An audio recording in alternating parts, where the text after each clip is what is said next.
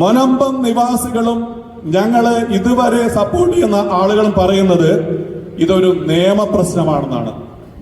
1954-ലെയും 1995-ലെയും 2013-ലെയും വഖഫ് നിയമത്തിന്റെ കിരാതത്വമാണ്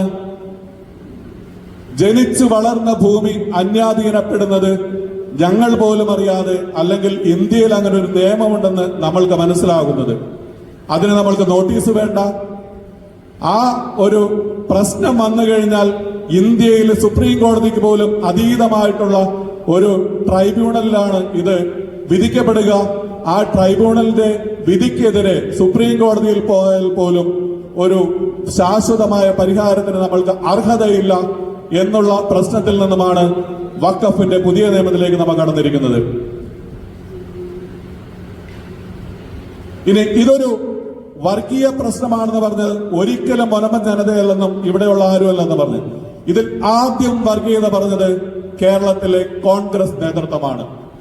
ഇന്ന് സമരം നടക്കുന്ന വേളാങ്കണ്ണി മാതാ പള്ളിയുടെ തൊട്ടപ്പുറത്തും കോൺവെന്റ് ക്യാമ്പിൽ വന്ന് അന്ന് ഞങ്ങൾക്ക് ഐക്യദാർഢ്യം എന്ന രീതിയിൽ പ്രസംഗിച്ച കേരളത്തിന്റെ സ്ത്രീ വി.ഡി. സതീശൻ പ്രതിപക്ഷ നേതാവാണ്. ഇത് ഞങ്ങൾ മുസ്ലിം നേതാക്കളോട് സംസാരിച്ചിട്ടുണ്ട്. നിങ്ങളുടെ പ്രശ്നത്തിന് ഞങ്ങൾ അവരോട് പ്രശ്നപരിഹാരം തേടിയിട്ടാണ് ഇവിടെ വന്നതെന്ന്. ഇന്ന് വരെ ആ പ്രശ്നം പരിഹരിക്കപ്പെട്ടിട്ടില്ല. അതൊരു വാസ്തവമായി നമ്മളുടെ മുമ്പിൽ നിൽക്കുന്നു. കോൺഗ്രസിന്റെ ഈ വാദത്തെ മറികടക്കാനാണ് പള്ളിയുടെ ഇപ്പുറത്ത് വന്ന് പുഞ്ചിരി ജംഗ്ഷൻ എന്നറിയപ്പെടുന്ന ആ സ്ഥലത്ത് വന്ന് കേരളത്തിന്റെ പ്രിയപ്പെട്ട നിയമമന്ത്രി പറഞ്ഞത്, ഇത് ഞാനല്ല ചെയ്തത്, ഞങ്ങളല്ല ചെയ്തത്, ഇത് ചെയ്തത് കോൺഗ്രസ് നേതൃത്വത്തിലുള്ള വഖഫ് ബോർഡാണെന്ന് പറഞ്ഞത്. അപ്പോൾ ഇതിൽ വർഗീയത കൊണ്ടുവന്നത് ഇവിടത്തെ ഇടതനും വലതുമാണ്.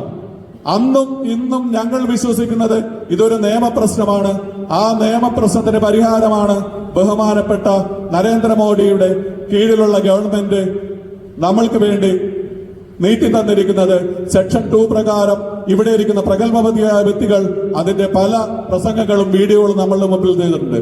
പക്ഷെ ഈ പ്രശ്നം ഒരിക്കലും പരിഹരിക്കരുതെന്ന് മനസ്സിലുള്ള ചില വ്യക്തികളാണ് ഇത് നീട്ടിക്കൊണ്ടുപോകാൻ വേണ്ടി പറയുന്നത്. തീർച്ചയായും മൊനമ്പത്തിന്റെ സമരവഴികൾ ഇന്നോ ഇന്നലെയോ തുടങ്ങിയതല്ല എന്ന് നിങ്ങൾക്ക് ഏവർക്കും അറിയാം. ഇവിടെ ഇരിക്കുന്ന പല ആളുകളുടെയും അച്ഛന്മാരും മുത്തച്ഛന്മാരും ഇതിന്റെ ഇരകളായിരുന്നു. ഇവിടെ ലിസി ആന്റണി എന്ന് പറയുന്ന ഏറ്റവും കൂടുതൽ സമരമിരുന്ന ഒരു മാന്യ വ്യക്തിത്വമുണ്ട്. അദ്ദേഹത്തിന്റെ 12ാമത്തെ വയസ്സിൽ ഈ സമരത്തിന്റെ പേരിൽ പോലീസ് കസ്റ്റഡിയിലായിട്ടുള്ള വ്യക്തിയാണ്. നമ്മൾ ഓർക്കുക, ഒരു നിയമപ്രശ്നം അതൊരിക്കലും വർഗീയതയിലല്ല തീർക്കേണ്ടത്. ഇവിടെ പ്രതിപക്ഷവും ഭരണപക്ഷവും കേരളത്തിൽ ശ്രമിച്ചുകൊണ്ടിരിക്കുന്നത് മൊനമ്പത്തെ വർഗീയത ആക്കുവാനാണ്. കഴിഞ്ഞ ദിവസം പ്രതിപക്ഷ നേതാവിന്റെ ഒരു പ്രസംഗമുണ്ടായിരുന്നു. മൊനമ്പത്തെ കുത്തിയത് CPM-ഉം BJP-യും പിന്നിൽ നിന്നാണെന്ന്. ഞാനിവിടെ ഉറച്ചു പറയാൻ ആഗ്രഹിക്കുന്നു, പിന്നിൽ നിന്ന് കുത്തുന്നത് പോട്ടെ, ശത്രുക്കളാണ്. പക്ഷേ മുന്നിൽ നിന്ന് കുത്തിയത് ഇവിടത്തെ കോൺഗ്രസ് ആണ്.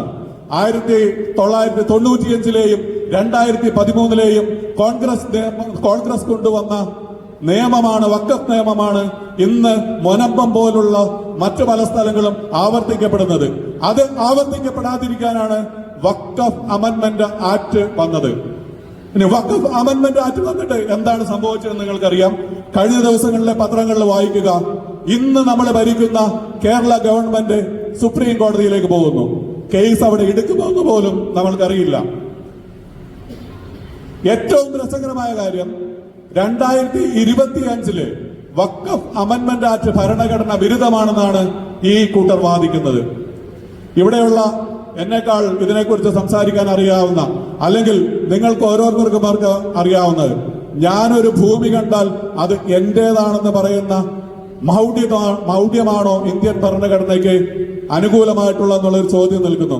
സെക്ഷൻ 40-യും സെക്ഷൻ 52-വും സെക്ഷൻ 7-ഉം ഒക്കെ നമ്മളെ കൊണ്ട് എത്തിച്ചിരിക്കുന്നത് ഒരു മതവെറി പൂണ്ട നിയമത്തിലാണ്. ആ മതവെറി പൂണ്ട നിയമത്തിന് എതിരെ നിൽക്കാനാണ് നിങ്ങളും ഞാനും ഇന്ന് ഇവിടെ ഒത്തുചേർന്നിരിക്കുന്നത്. ഇതൊരു മുന്നറിയിപ്പാണ്.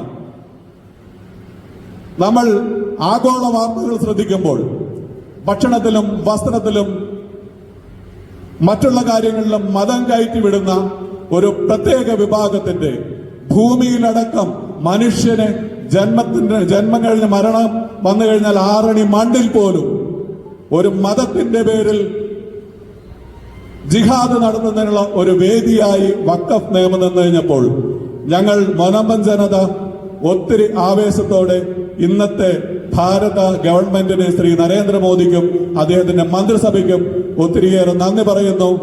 ഈ ഒരു ദുരന്തത്തിൽ നിന്ന് മുനമ്പം വഴി ഈ ഇന്ത്യയെ ജയിപ്പിച്ചതിന് അല്ലെങ്കിൽ വിജയിപ്പിച്ചതിന് സമരത്തിന്റെ നാൾ വഴികൾ ഇന്ന് 220-ാം ദിവസമാണ്. ഞങ്ങൾക്ക് ആർക്കും തന്നെ ഒരു ലേശം സംശയമില്ല. ഇവിടെ പലരും പറയുന്നത് കേട്ടിട്ടുണ്ട്, മുനമ്പംകാരെ കേന്ദ്ര ഗവൺമെന്റ് പറ്റിച്ചുവെന്ന്.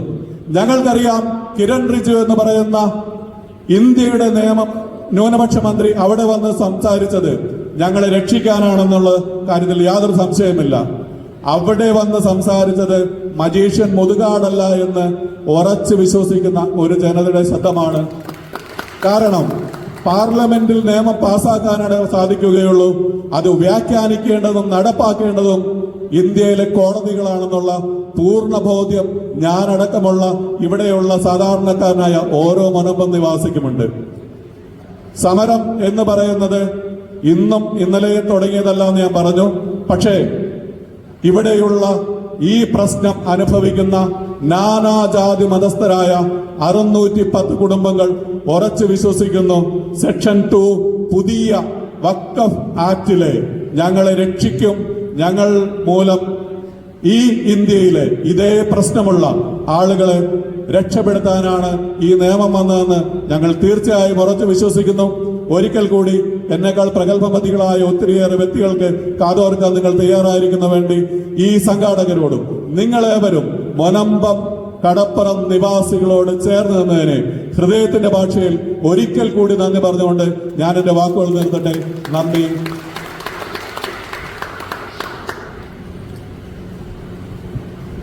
ഒരിക്കൽ കൂടി നന്ദി മാത്രം.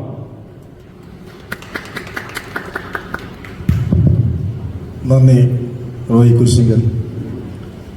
അടുത്ത് നമ്മളേറെ പ്രതീക്ഷയോടെ കാതോർത്തിരിക്കുന്ന ഒരു വലിയ പ്രഭാഷണത്തിനാണ്. നമ്മളെ ഒരിക്കലും പ്രതീക്ഷിച്ചില്ല ഇങ്ങനൊരു പരിപാടിയിൽ ഉദ്ഘാടകനായിട്ട് ശ്രീ എ ജയശങ്കർ സാറിന് നമുക്ക് കിട്ടുമെന്ന്. അദ്ദേഹം നമ്മുടെ ക്ഷണം സ്വീകരിച്ചു. ഈ വിഷയത്തിന്റെ പ്രാധാന്യവും മനസ്സിലാക്കി ഇവിടെ എത്തിയതിൽ അദ്ദേഹത്തോട് ഏറെ നന്ദി. ഈ യോഗം, ഈ പരിപാടി ഞങ്ങളുടെ സംശയങ്ങൾ